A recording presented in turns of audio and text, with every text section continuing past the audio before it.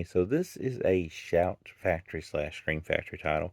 This came to me for review from the very same folks that sends me like those on-demand titles. And when you get like the Warner Archive titles and stuff like that, they're actual press discs. They're not BDRs like a lot of the Burn on Demand titles are. This is Shout Factory slash Scream Factory. It is a press disc. I will say that up front and center. Not sure why they went through these guys to release it. I know this is a Shout Studio title called Model House. It does have Scout Taylor Compton in it, um, which is strange that she is in it because other than the credits there, they don't really go out of their way to push her in the film, as she did not even make the cover. Only the models that are in the movie actually made the cover, so that's an interesting way to do it. But nonetheless, this is about a group of models that end up in a house together. Big shocker there, huh?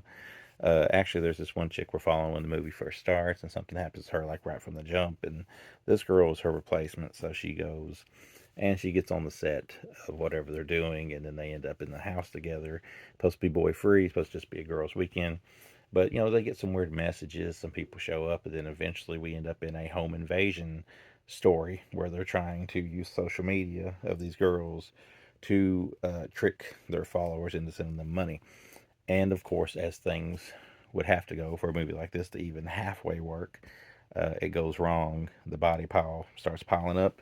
Another character is introduced, and that's when things go from being kind of goofy to getting a little more serious. The thing is the plot is different. I'll give it that. The plot is different. The cast is very good looking to look at, and if you're one of those TNA people that love seeing it, there is a little bit of nudity, and you do get the women in bikinis, so you get all that stuff going. Scout Taylor Compton, she's in here, and she's, in the role that I don't want to spoil it, it's kind of a spoiler, so I don't want to spoil it. Um, she does what she does in the movie, and it is for what it is, fine.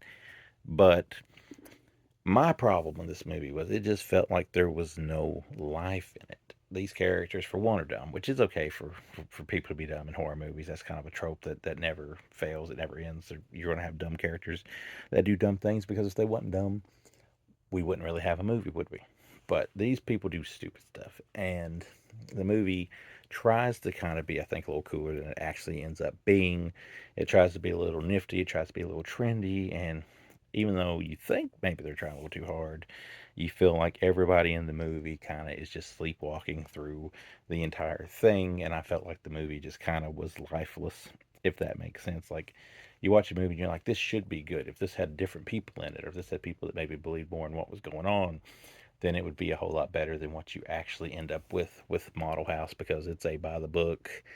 If it didn't say Scream Factory, you could probably say it was one of them weird straight to DVD things that came out back in the day that nobody really liked, that would pop up at Walmart and nobody really cared for. It kind of gives you the vibes of those type of movies, which I'd love to give you a name or an example, but most of them so forgettable I can't even remember a name of them. This is a movie that I don't think we're going to remember years down the line. But hey, if you're a Scream Factory completist, and I kind of was back in the day, it's not a bad one just to add to these shelves. Directed by Derek Pike, who, if he's done anything else, I don't recall it at the moment, but it's kind of by the books in some ways, and it's kind of feels like something you've seen before in some ways, and it kind of just doesn't do what it needs to do.